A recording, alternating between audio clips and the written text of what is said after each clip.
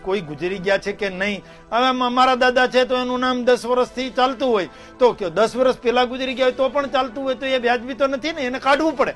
કાં તો આપણી રીતે કાઢવું પડે અથવા તો ચૂંટણી પંચ આવી રીતે મતદાર યાદી સુધારણા SIR કરે ત્યારે કાઢવાનું હોય છે. તો આ તો સારી વાત છે. અને એ કામ ભાજપનું નથી, કોંગ્રેસનું નથી, સરકારનું નથી કે સહકારનું નથી. આ કામ ચૂંટણી પંચનું છે. ચૂંટણી પંચ સ્વાયત્ત સંસ્થા છે, એ કામગીરી કરે છે તો પણ ભારતીય જનતા પાર્ટી ઉપર લાંછનો લગાવે છે, થૂક ભારતીય જનતા પાર્ટી ઉપર ઉડાવે છે. અને કોંગ્રેસ તો છે ને ચૂંટણી પંચ ઉપર કઈ બોલવાને બદલે ભાજપ ઉપર બોલે. એટલે પેટ ચોળીને પીડા ઉભી કેમ કરાય એ આ હિરલ કોંગ્રેસે દેખાડ્યું છે. એટલે કોંગ્રેસને પણ હવે શુદ્ધ બુદ્ધિ આવી હોય એવું લાગે છે કે SIR જરૂરી હતું. અને SIR ના કારણે કેટલાય લોકો જે 4-4, 5-5 વખત મત દેતા હશે અથવા તો અમુક મતની ટકાવારીમાં બહુ ફેર પડે. એટલા માટે કે 73 લાખ મતદારો હોય પછી જો એ તો મત દેવાના નથી, કારણ કે એ કાં તો ગુજરી ગયા છે, કાં બીજી જગ્યાએ વયા ગયા છે, અથવા તો એ બીજા દેશમાં વયા ગયા છે, વિદેશ વયા ગયા છે. એવા મતદારો પડ્યા જ રહેતા હોય છે.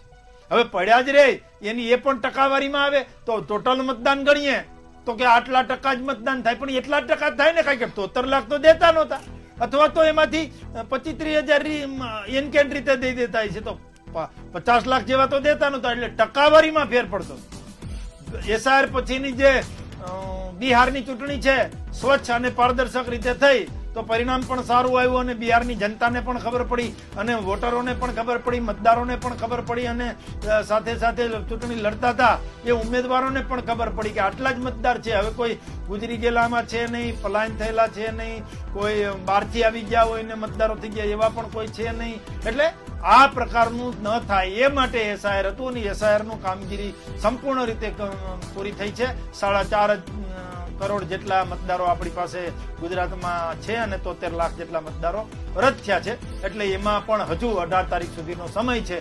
દરેક રાજકીય પાર્ટીને આખો મુસદ્દો ચૂંટણી પંચે મોકલી દીધો છે. એમાંથી જોઈ લેજો કોંગ્રેસના નેતાઓ કે તમારા કોઈ મામા માસીના છોકરા રહી નથી જતા, એ જોઈ અને પાછા એનું કહેજો એટલે આપણે એને ચડાવી દઈશું. અત્યાર સુધી ઓહાપો ખૂબ કર્યો, 1.5 મહિના જેટલી આ પ્રક્રિયા ચાલી. એમાં શિક્ષકોને પણ ક્યાંક ને ક્યાંક ચડાવવાના પ્રયત્નો કર્યા, શિક્ષકોના ખંભે પણ બંદૂક ફોડવાના પ્રયત્નો કર્યા, કર્મચારીઓના ખંભે પણ બંદૂક ફોડવાના પ્રયત્નો કર્યા. એટલે કહેવાનો મતલબ આ કામગીરી પાર્ટીની નથી, સરકારની પણ નથી. એમ છતાં પણ લાંછનો તો અમારા ઉપર જ લગાવતા હતા.